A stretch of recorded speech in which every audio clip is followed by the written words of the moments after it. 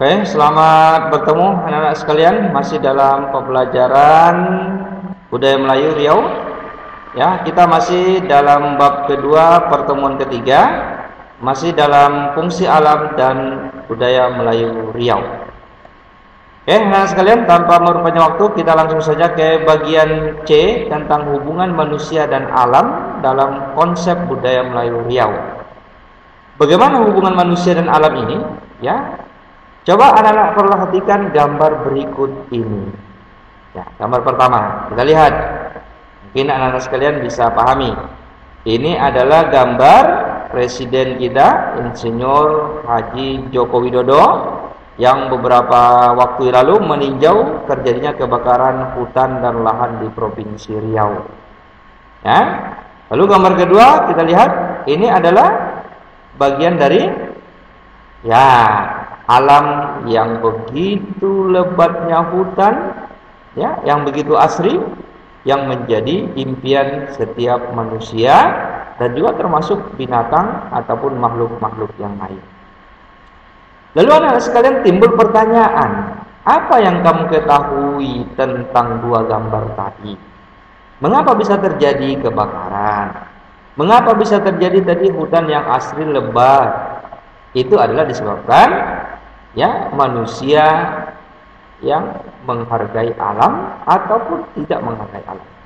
Karena terjadinya kebakaran itu karena manusia, terjadinya lestarinya alam tadi itu juga karena manusia.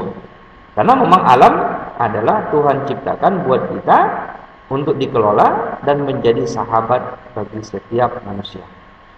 Oke, anak sekalian, bagi orang Melayu, hutan itu adalah merupakan ciri khas jati diri dan marwah yang harus dijaga. Artinya sama dengan manusia. Manusia juga perlu dihargai, alam juga demikian. Ya.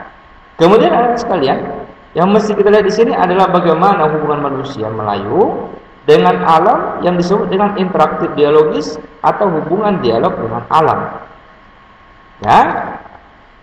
Selanjutnya kita lihat di sini bahwa orang-orang Melayu membaca lingkungan alam itu adalah apa yang terjadi di sekitarnya dengan mengeksplorasikannya, menjelajahinya, kemudian menelisiknya, serta mengakrabinya. Kemudian dalam alam tadi ia memposisikannya adalah sebagai subjek, bukan sebagai objek.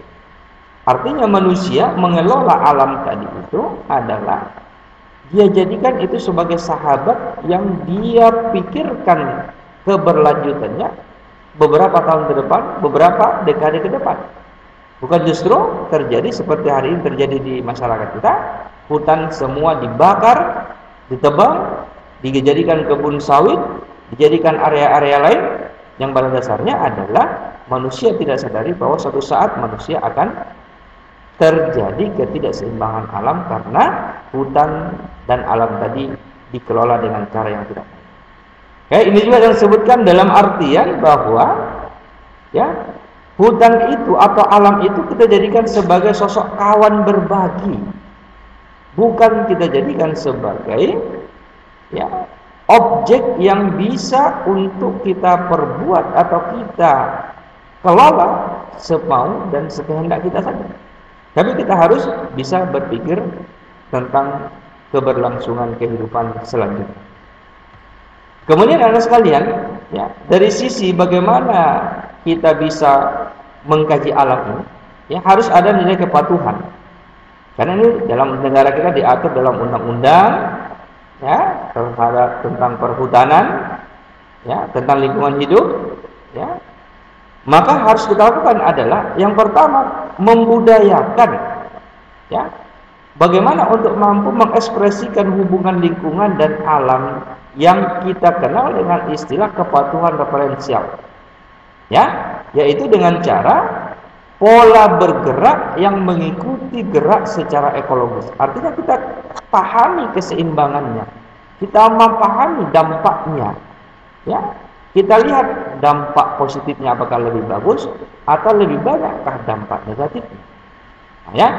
Kemudian anak-anak sekalian, contohnya kita lihat bentuk ekspresi budaya yang menampilkan penerimaan alam semesta Ya, seperti mana ditafsirkan dalam semangat kepatuhan yang dihidangkan dalam seperti acara-acara ritual. Ya, seperti sembah laut, ya, tolak bala dan lain-lain yang menjadikan ya ciri khas kemelayuan yang mengagungkan alam, menyeimbangkan alam, menghargai alam. Nah, lihat sekalian, lihat di gambar ini.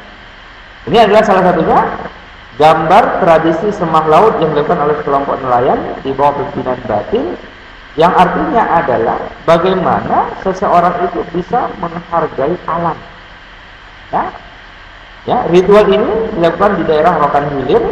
Ya, salah satu contohnya menunjukkan secara kepatuhan referensial.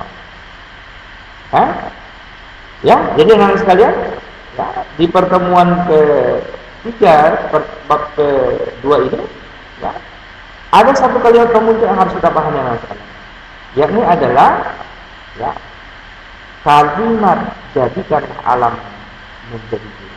Artinya adalah kita harus mengkaji, menelaah bagaimana alam ini bisa bersahabat dengan kita, bagaimana manusia menghargai alam, bagaimana manusia menjadikan alam itu sebagai subjek, bukan sebagai objek.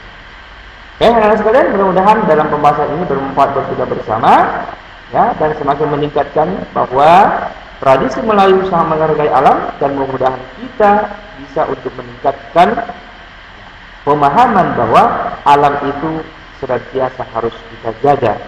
Jangan ada alam yang menjaga kita, tapi kitalah yang menjaga alam. Mudah-mudahan bermanfaat dan sampai bertemu pada pertemuan selanjutnya. Terima kasih dan sampai berjumpa.